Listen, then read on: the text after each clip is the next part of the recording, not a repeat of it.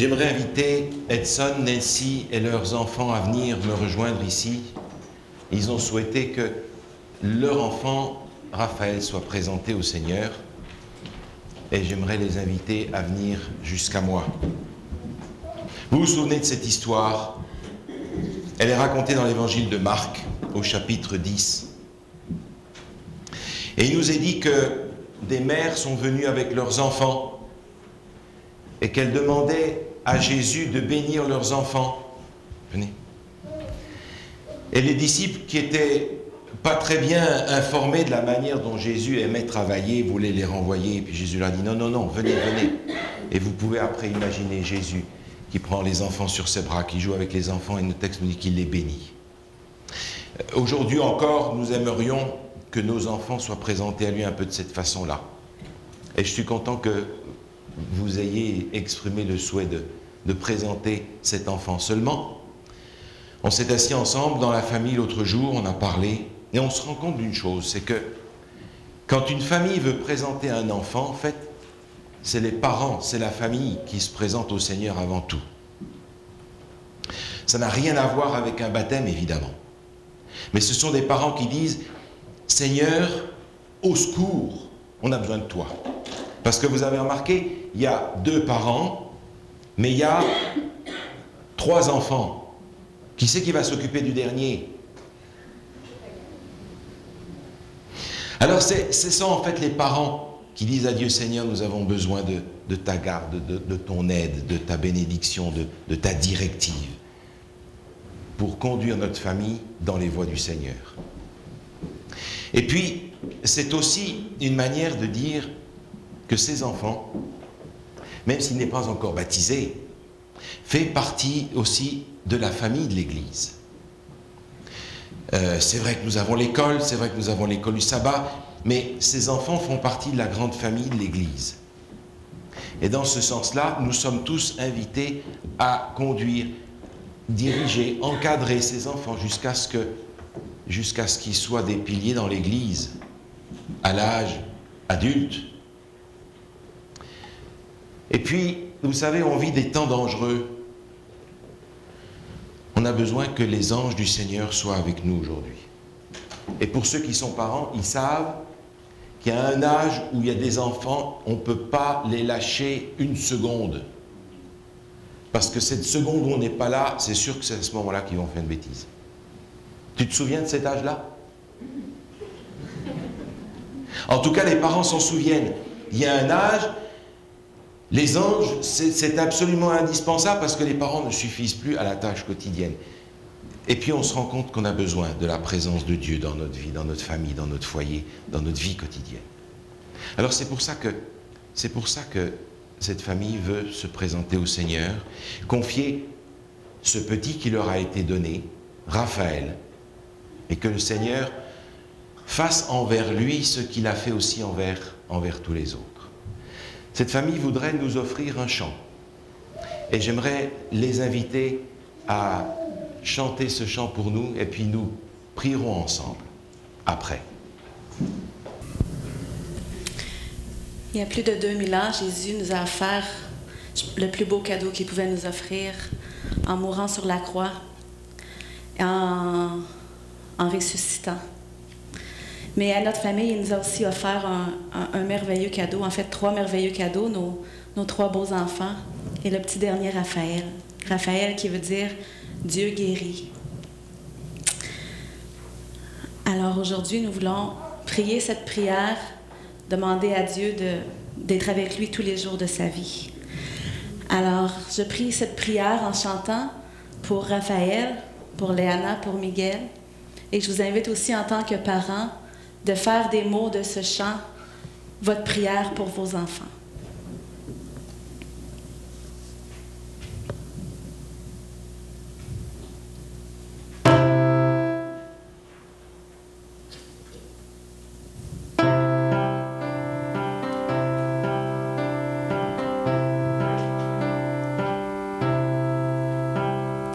Mon cher bébé, cadeau du ciel, mon trésor précieux, j'aime tant. Je me tiens devant toi et je te chante cette prière que j'élève à Dieu. Puisses-tu grandir pour le servir toute ta vie, qu'il te dirige et te guide dans toutes tes voies, que ses mains bénissent toutes tes amitiés. Apprécie bien ta jeunesse, ne grandis pas trop vite.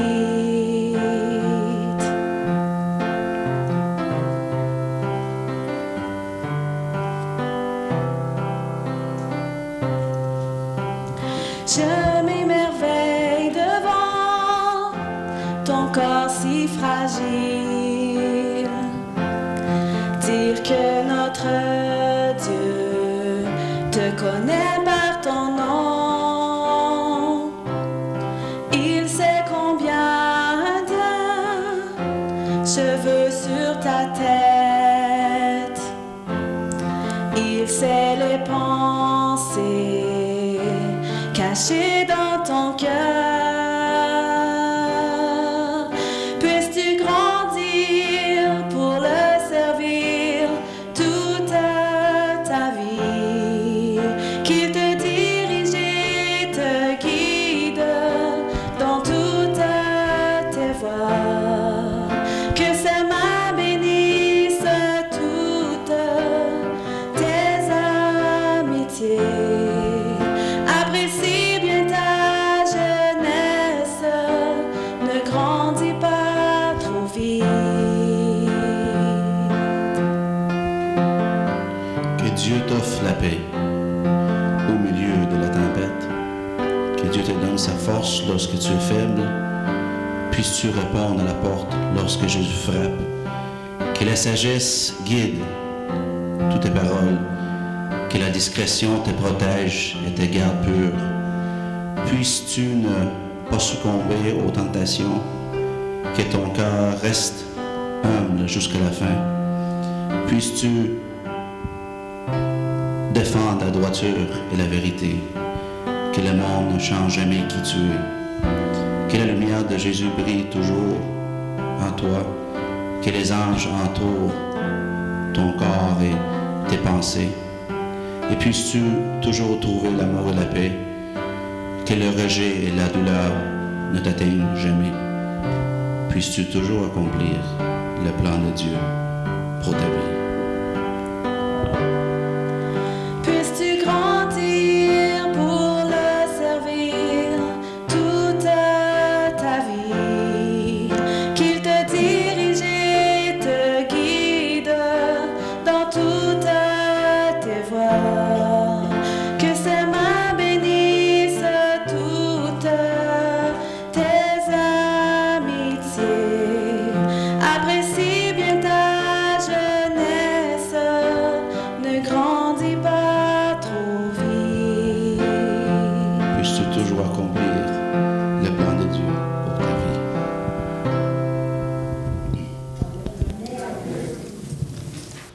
Avant de prier ensemble, j'aimerais vous lire un passage que j'ai tiré du livre Foyer chrétien, où il dit « Les parents doivent comprendre qu'en suivant les directives de Dieu dans l'éducation de leurs enfants, ils s'assureront l'aide du ciel.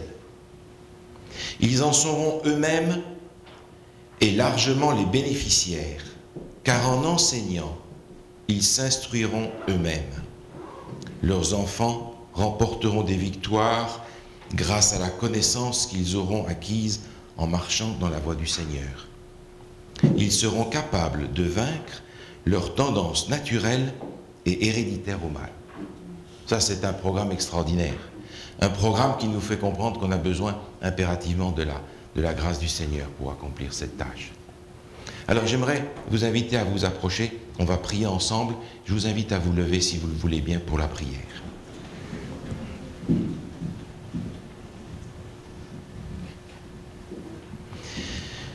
Notre Dieu, notre Père, aujourd'hui nous voulons, en tant que grande famille de l'Église, nous présenter à toi, reconnaissant les immenses cadeaux que tu nous as faits dans les enfants que tu nous as confiés. Ils nous sont prêtés, nous le savons. Mais pour le peu de temps qu'ils nous sont prêtés, accorde-nous, Seigneur, la grâce d'être des gestionnaires, des bons gestionnaires de ces enfants qui sont entre nos mains pendant quelques années. Aujourd'hui, nous voulons te prier d'une façon particulière. Et je voudrais te prier pour Miguel, te demander de le bénir, de lui donner de grandir dans tes voies. Sois avec Léana, donne-lui ta force, donne-lui aussi de grandir dans tes voies. Je te demande de bénir cette famille et particulièrement cet enfant Raphaël que je confie à ta garde et à ta bénédiction aujourd'hui. Seigneur, cette famille souhaite que tu interviennes, que tu guides leur vie. Et je te demande, Seigneur, de la part de toute cette Église, d'accorder à Raphaël ta garde, de lui accorder ta force, de lui accorder la grâce de grandir dans tes voies et d'être la manifestation de ta bénédiction. Seigneur, accorde-nous de sentir et de voir ta main qui agit pour nous et qui nous conduit dans tes voies. Au nom de Jésus. Amen. Merci, merci, merci, merci. Salut Miguel, le grand frère, la grande sœur.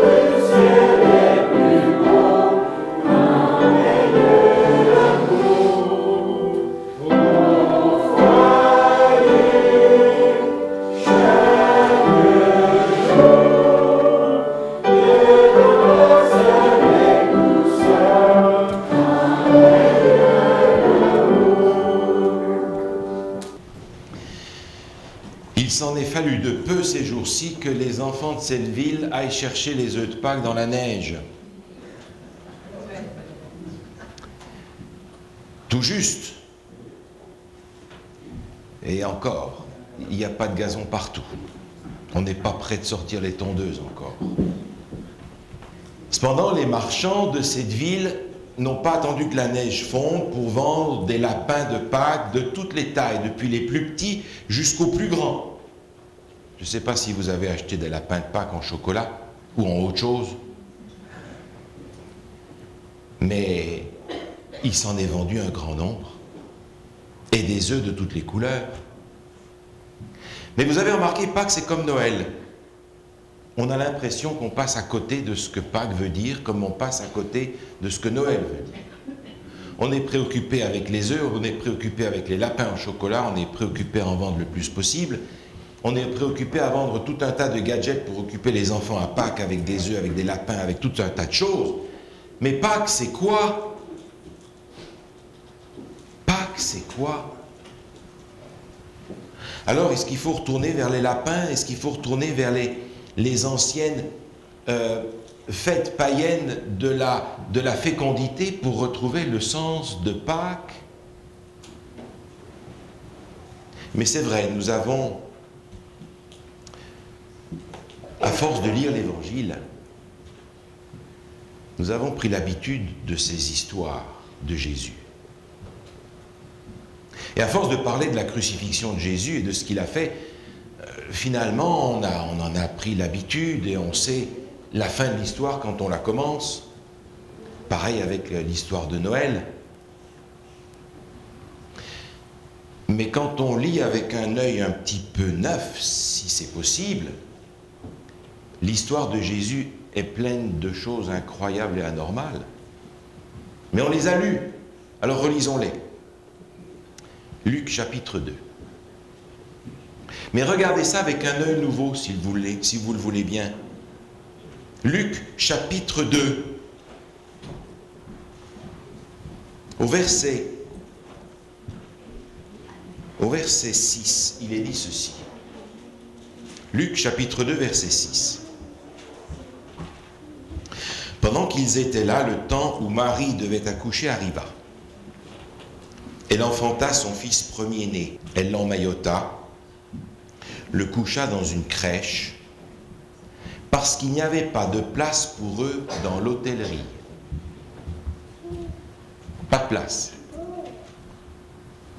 Non seulement il n'y avait pas de place, mais il n'y avait personne. Personne n'était là pour accueillir le Sauveur. L'histoire de Noël. On la connaît. Et on l'a tellement raconté qu'on en a oublié les faits les plus scandaleux. Jésus vient, et d'abord il n'y a pas de place.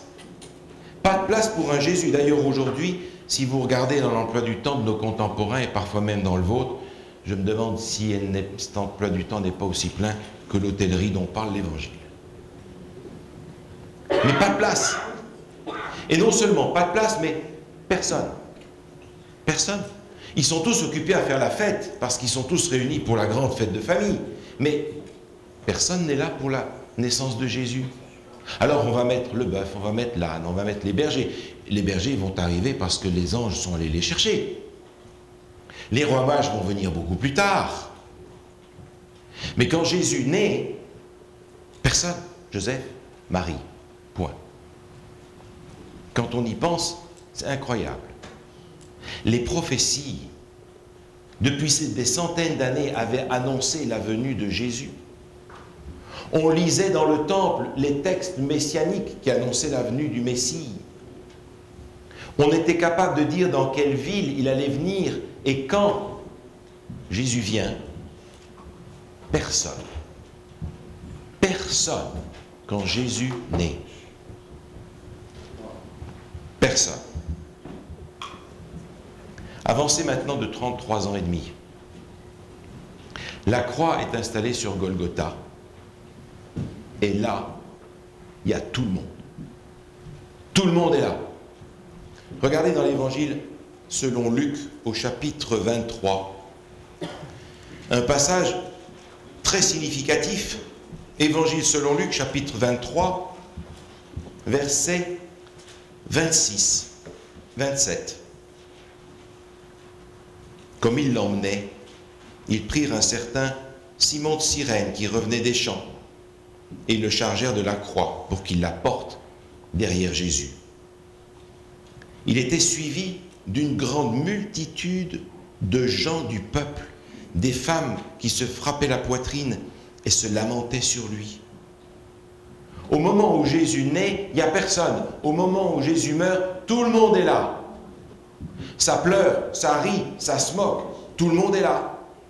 Le texte nous dit une grande multitude de gens du peuple.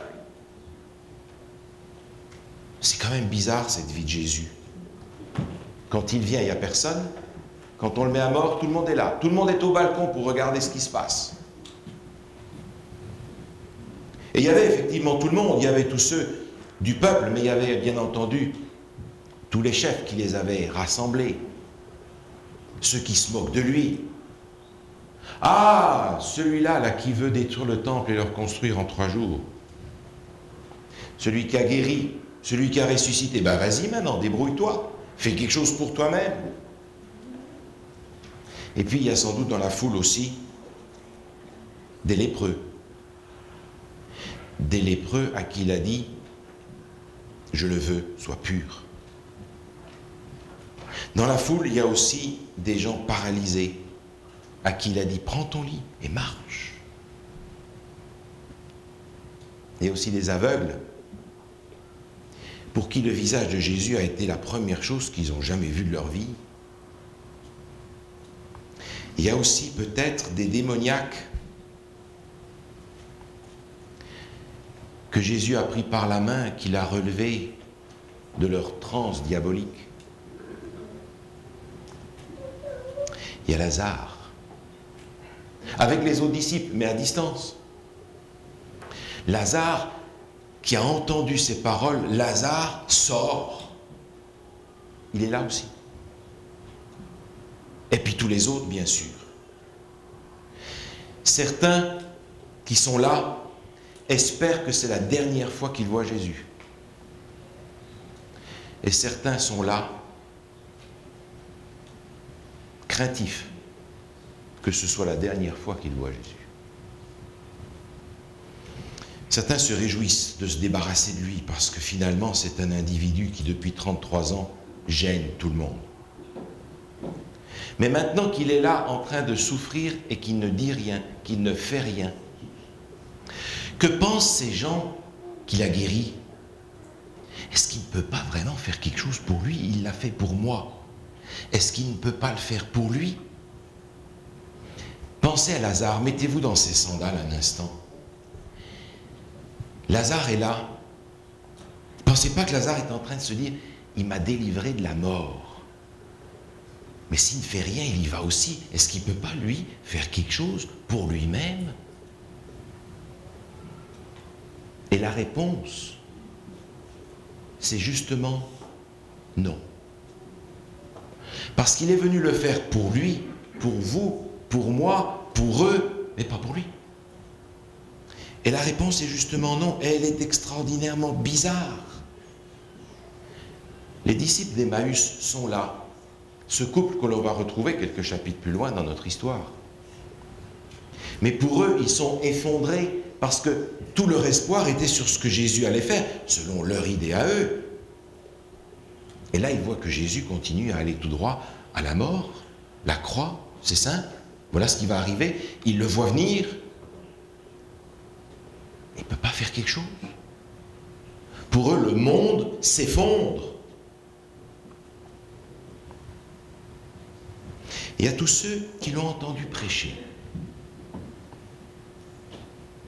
Il y a ceux qui l'ont entendu fermer la bouche des chefs religieux pour les délivrer. Ils se disent, mais il ne peut pas faire quelque chose. C'est bizarre parce que tout le monde est là, au moment de la croix. Au moment de sa naissance, personne. Personne.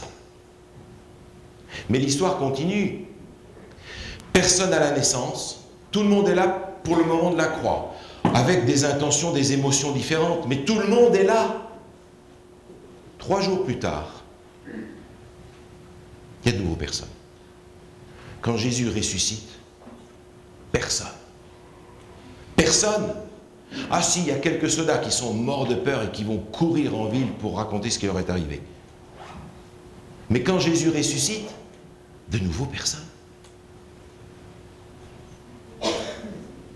Regardez ce passage avec moi, il est incroyable, dans l'évangile selon Marc, au chapitre 16. Alors nous l'avons lu ce texte, bien entendu, mais regardez à quel point il est incroyable. Évangile selon Marc, chapitre 16. Dès le début du chapitre, il est écrit ceci. Lorsque le sabbat fut passé, Marie de Magdala, Marie, mère de Jacques et Salomé achetèrent des aromates afin d'aller embaumer Jésus. Le premier jour de la semaine, elles se rendirent au sépulcre de grand matin, comme le soleil venait de se lever. Elles disaient entre elles, « Qui nous roulera la pierre loin de l'entrée du sépulcre ?» Et levant les yeux, elles aperçurent que la pierre, qui était très grande, avait été roulée. Elles entrèrent dans le sépulcre, virent un jeune homme assis à droite, vêtu d'une robe blanche, et elles furent épouvantées. Il leur dit, « Ne vous épouvantez pas, vous cherchez Jésus de Nazareth qui a été ressuscité, qui a été crucifié. Il est ressuscité, il n'est point ici. Voici le lieu où on l'avait mis. Mais allez dire à ses disciples et à Pierre qu'il vous précède en Galilée. C'est là que vous le verrez comme il vous l'a dit. » Mais pensez-y un peu, cette histoire est incroyable. Jésus le leur a dit, pas une fois, pas deux fois, il le leur a répété clairement, nous dit l'évangile selon Marc, pas en parabole, il leur a dit, je vais mourir, je vais ressusciter le troisième jour. Personne n'a entendu et personne n'était là. Et quand ils arrivent, ils ont peur. Et ils s'étonnent que le tombeau soit vide. Et l'ange lui dit, mais enfin, n'aie pas peur, c'est pas plus grave que ça. Réjouis-toi, il est ressuscité. Et il est où? En Galilée. Il vous l'avait dit. Vous le lisez dans l'évangile. Jésus leur dit, vous me retrouverez en Galilée. Résurrection? Personne. On a l'impression que les rendez-vous que Jésus a avec l'humanité les manque tous. C'est curieux quand même. Allez dire à Pierre. Jésus a un rendez-vous avec Pierre, là-bas au bord du lac de Galilée. Un rendez-vous qu'il n'attend pas parce que ils se sont déjà rencontrés quelque part. Il y a eu un moment spécial au moment du tribunal de Jésus. Quelque chose a terminé avec Pierre. Et je trouve extraordinaire que l'ange dise, allez dire aux disciples, mais veillez bien à ce que Pierre soit là aussi. Parce que Jésus a un rendez-vous avec Pierre.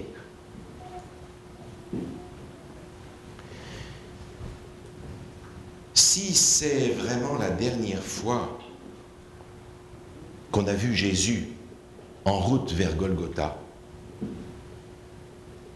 alors nous sommes véritablement les plus malheureux de tous les hommes, parce qu'on a manqué les rendez-vous.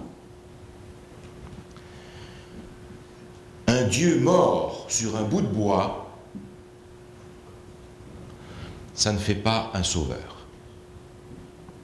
Il y a plus que ça. Et si j'avais été dans cette histoire, je ne suis pas sûr que j'aurais, moi aussi, manqué les rendez-vous. Pourtant, ces rendez-vous sont importants parce qu'ils avaient l'impression, je pense aux disciples d'Emmaüs, que la dernière fois qu'ils l'avaient vu, c'était un Jésus mort. Et Jésus aurait voulu que tout le monde voie le vivant. Alors Jésus, pour qui est-il? Qui est-il pour nous maintenant, aujourd'hui? Mort ou vivant? Est-ce que c'est cette figurine sur une croix qu'on met au bord des chemins ou même dans les églises? Est-ce que la vie de Jésus s'arrête là pour vous? En fait, si vous n'avez pas rencontré encore le Jésus vivant, c'est vous qui êtes mort. Si vous n'avez pas encore rencontré le Jésus vivant, c'est vous qui êtes mort. Regardez ce texte avec moi dans 1 Corinthiens chapitre 15. 1 Corinthiens chapitre 15. À partir du verset 16. 1 Corinthiens chapitre 15, à partir du verset 16. Il est écrit ceci. Car si les morts ne ressuscitent point, Christ non plus n'est point ressuscité. Et si Christ n'est pas ressuscité, votre foi est vaine, vous êtes encore dans vos péchés, et par conséquent aussi ceux qui sont morts en Christ sont perdus. Si vous n'avez pas rencontré encore le Christ vivant, c'est vous qui êtes morts. J'ai l'impression que souvent les rendez-vous que Jésus avait avec l'humanité, avec même certains individus, ces rendez-vous ont été manqués. Des rendez-vous d'ailleurs particuliers, des rendez-vous où ils ne s'attendaient pas à trouver Jésus comme ils l'ont trouvé. Beaucoup ne s'attendaient pas à avoir un rendez-vous avec Jésus le vivant. Et je repense à ces disciples d'Emmaüs. Ils ne s'y attendaient pas.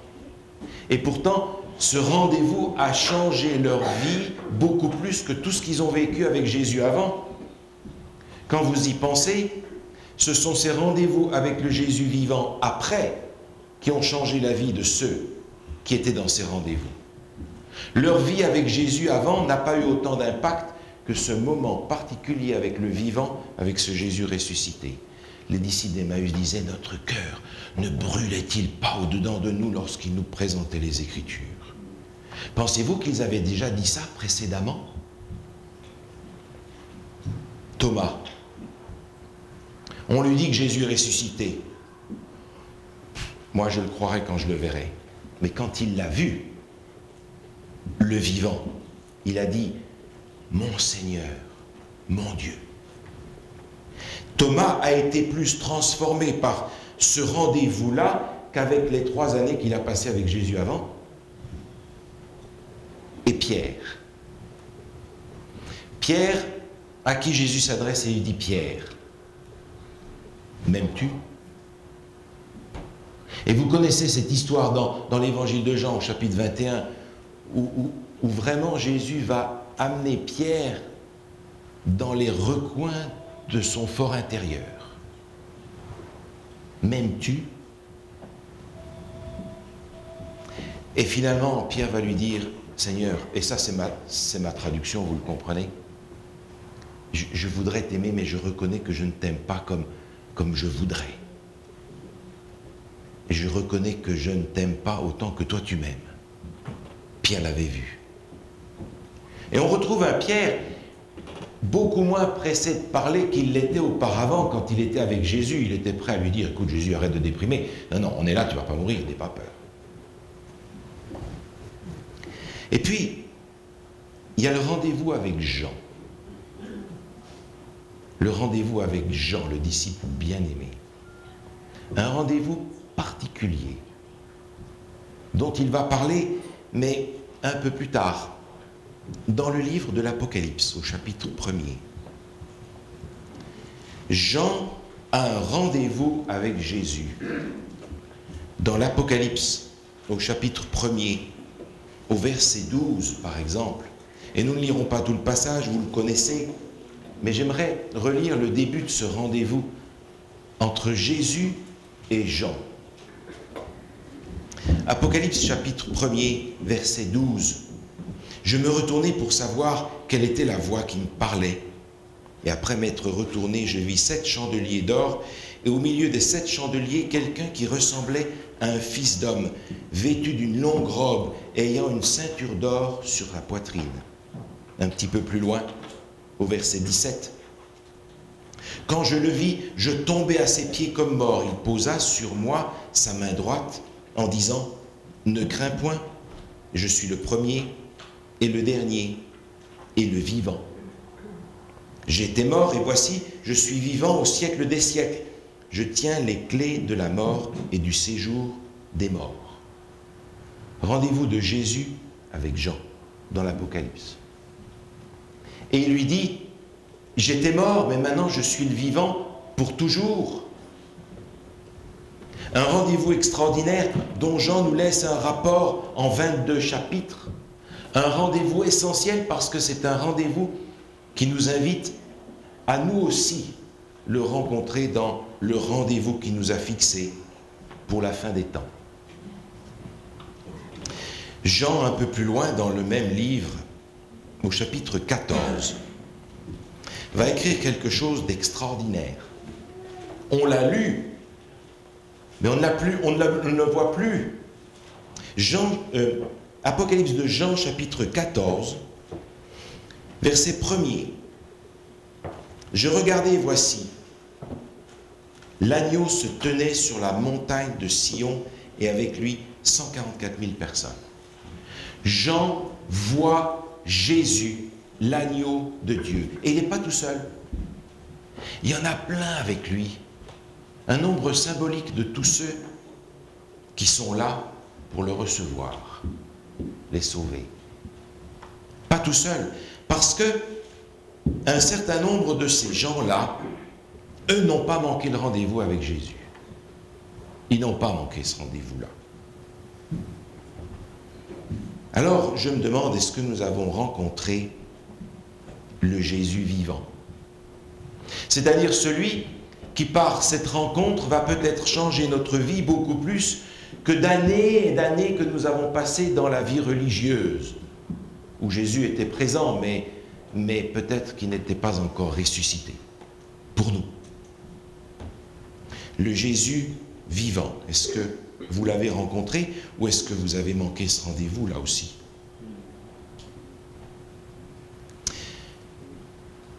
Jésus nous donne un rendez-vous dans l'évangile de Jean au chapitre 14. Vous connaissez ce rendez-vous, il est la motivation même de toute notre vie chrétienne. Évangile selon Jean, chapitre 14, au verset 3. Verset 2, il y a plusieurs demeures dans la maison de mon Père. Si cela n'était pas, je vous l'aurais dit. Je vais vous préparer une place. Et quand je m'en serai allé et que je vous aurai préparé une place, je reviendrai, je vous prendrai avec moi, afin que là où je suis, vous y soyez aussi. Ça, c'est un rendez-vous, non? Seulement, quand je pense à ce rendez-vous, je me dis qu'il y a plusieurs choses, peut-être avant, qui sont à faire pour ne pas manquer ce rendez-vous. Parce que je repense à ces paraboles que Jésus a racontées, ces histoires qui parlent de nous. Et en rapport avec ce rendez-vous de la fin des temps, je pense à la parabole des 10 vierges. Dans l'évangile selon Matthieu, au chapitre 25, je lis cette parabole, elle est intéressante. Mais il y a une phrase dans cette parabole qui m'inquiète. Évangile selon Matthieu, chapitre 25, c'est le verset 5 où il est dit: comme l'époux tardait, toutes s'assoupirent et s'endormirent.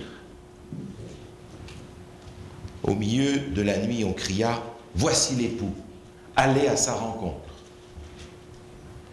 Je suis frappé parce que tous ceux et toutes celles qui sont représentés ici, qui se préparent au rendez-vous, toutes s'endorment, les sages et les folles, celles qui ont de l'huile et celles qui n'en ont pas.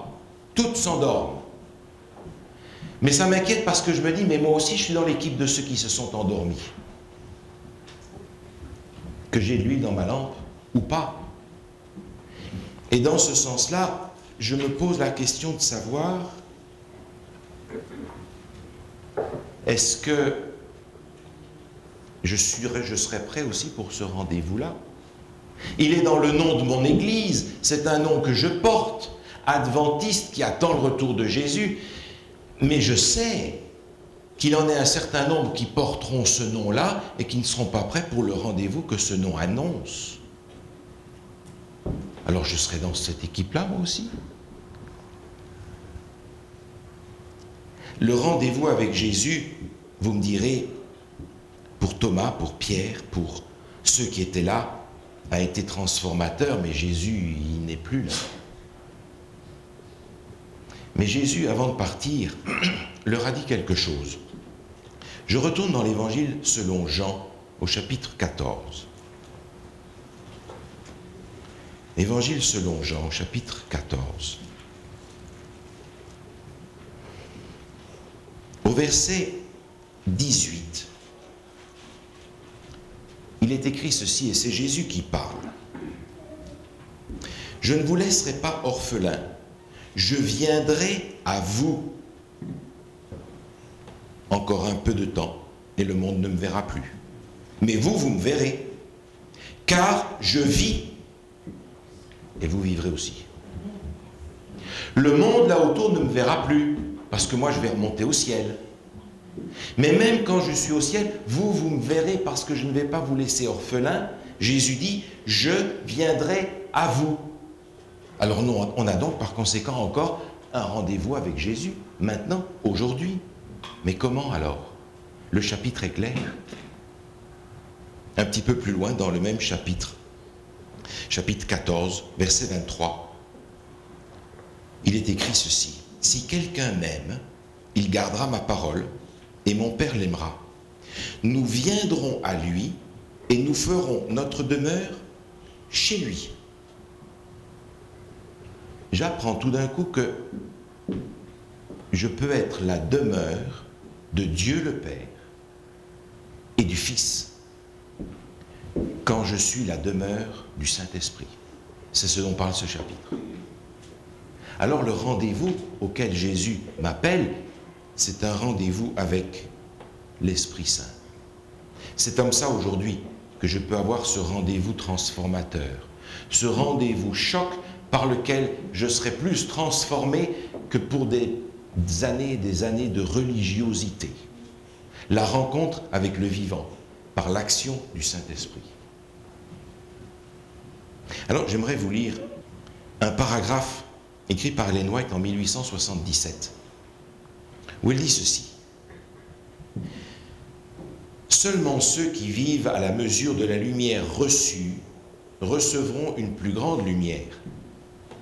À moins que nous avancions chaque jour activement dans la pratique des vertus chrétiennes, nous ne reconnaîtrons pas les manifestations du Saint-Esprit dans la pluie de l'arrière-saison. Elle tombera dans le cœur de ceux qui nous entourent, mais nous ne la discernerons pas et nous ne la recevrons pas. » Mais ça m'inquiète. Ça m'inquiète parce que ça veut dire que si j'ai manqué ce rendez-vous avec le vivant,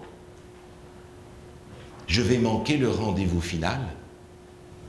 Si je ne reçois pas cette manifestation du Saint-Esprit là, il va se manifester à droite, à gauche, et moi je ne le verrai pas. Je vais manquer le rendez-vous encore une fois. Il y a un rendez-vous que je ne peux pas me permettre de manquer. C'est le rendez-vous avec le Jésus vivant. Celui qui, par sa vie, peut transformer la mienne. Celui qui, par sa mort, peut m'éviter la mienne. Et comme je disais tout à l'heure, si nous n'avons pas encore rencontré le Jésus vivant, c'est nous qui sommes morts.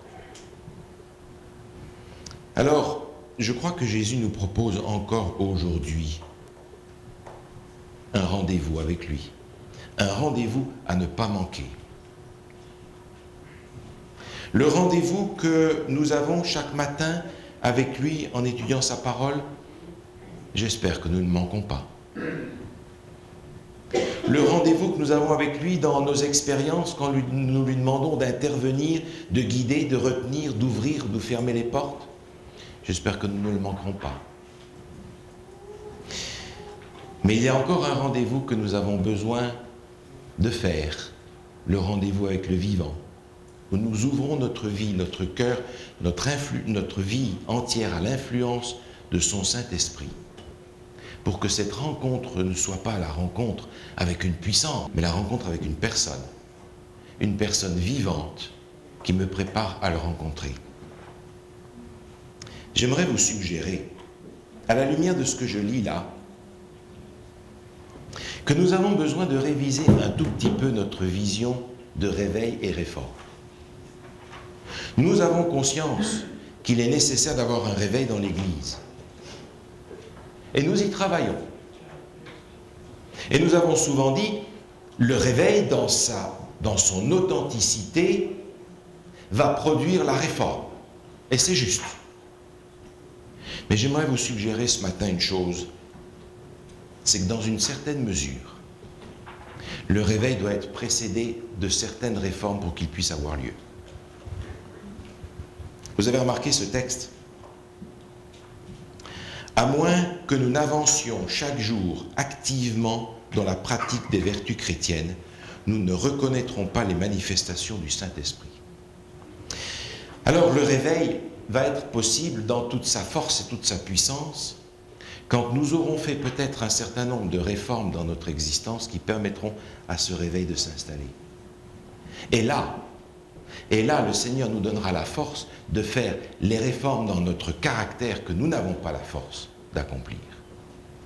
Alors peut-être qu'il y a encore des rendez-vous quotidiens à faire pour que le Seigneur nous montre ce que nous avons à changer pour qu'il puisse entrer, quelles portes nous avons à ouvrir pour qu'il puisse pénétrer dans notre maison, ce que nous avons peut-être à mettre à la poubelle de notre maison pour que lui puisse entrer et y faire le réveil dans sa totalité. Le Seigneur Jésus a encore des rendez-vous avec chacun d'entre nous. Puissions-nous n'en manquer aucun. Amen.